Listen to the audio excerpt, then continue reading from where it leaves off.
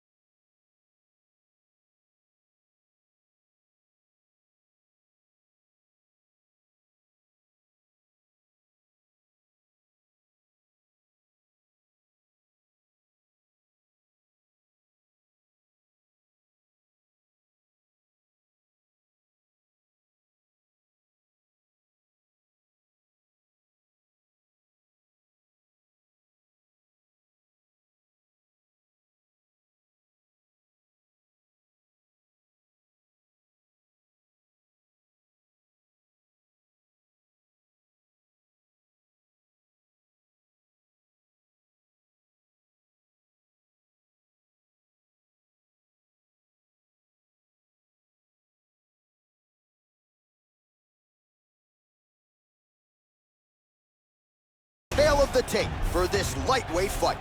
Volkanovski is 2 years his senior. He will have a 1-inch reach advantage. We set it inside the octagon. Here's Bruce Buffer. Ladies and gentlemen, this is the main event of the evening. And when the action begins, our referee in charge of the octagon, Dan Mergliata. And now, this is the moment UFC fans around the world have been waiting for. It's time! 5 rounds for the undisputed UFC lightweight championship of the world. Introducing first, fighting out of the blue corner. This man is a mixed martial artist, holding a professional record of 25 wins, 1 loss. He stands 5 feet 6 inches tall, weighing in at 145 pounds. Presenting the challenger, Alexander the Great Volkanovski. And now introducing the champion, fighting out of the red corner. This man is a wrestler, holding a professional record of 23 wins, 1 loss. He stands 5 feet 10 inches tall, weighing in at 155 pounds. Fighting out of Makhachev, Russia, presenting the reigning, defending, undisputed UFC lightweight champion of the world, Islam Makhachev.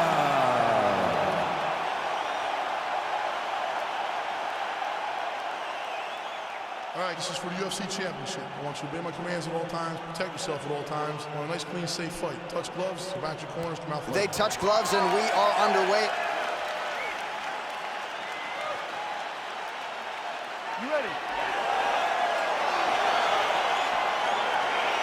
Are you ready? All right, so the fight is now underway. On one side, you have a fighter who does everything well, taking on a true grappler on the other side. It's going to be interesting to see how long he can keep it up there. I mean, Damian Maia may be the most specialist type of grappler in the UFC. This guy resembles him in a number of ways.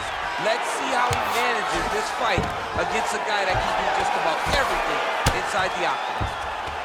Well, not ideal to spend this much time on the bottom, but you can't fault him for his activity. Landing strikes here from the bottom. Nice work by Volkanovski. Well, he's in a compromising spot here, DC. You got to figure out a way to get back to your feet. Well, you know, I don't like the gi very much, but I have an appreciation and a healthy one for these type of transitions. You can tell he's been in the gi at some point in his life with the way that he moves so freely. I'm skipping jiu-jitsu next week, too. Man, this is some serious ground and pound. He's trying to put this dude's head, like, through the canvas. He's one of the better ground and pound fighters we have in the entire UFC. Now the guy's got an armbar. He's attacking it on him.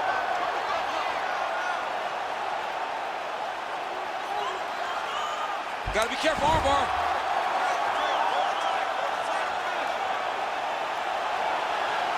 You gotta recognize that when a guy starts to put his feet on your hips, you gotta move him off, and you gotta cover. You can't be off to an angle. Now he falls back into the finishing position.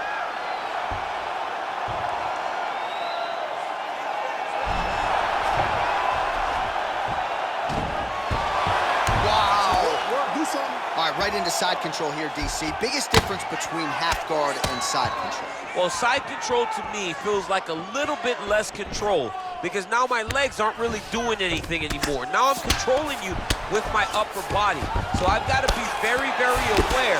It's still advantageous, but it just seems a little more free-flowing than having something like a half guard.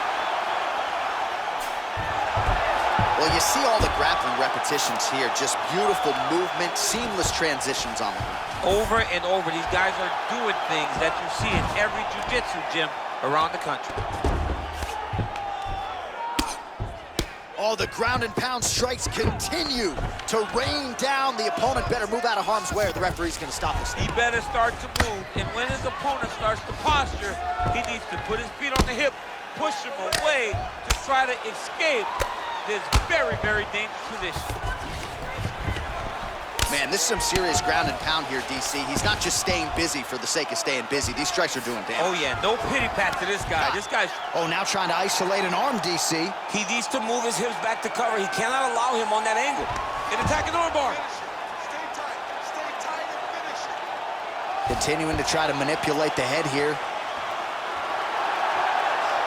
And this might just be a matter of time.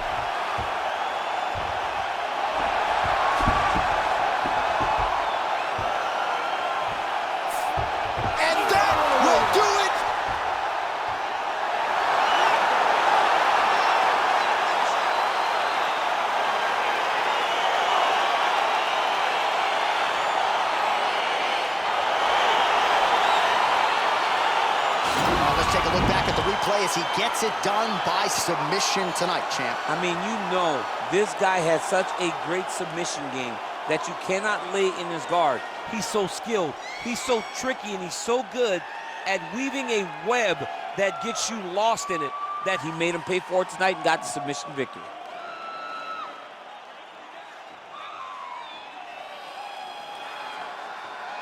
Well, ladies and gentlemen, there he is, the UFC lightweight champion, and I'm not sure any 155-pounder could have held up under the onslaught here tonight. He wins the belt by way of submission. Ladies and gentlemen, referee Dan Rigliano's calling a stop to this contest at 3 minutes, 10 seconds of the very first round. For the winner by submission, and still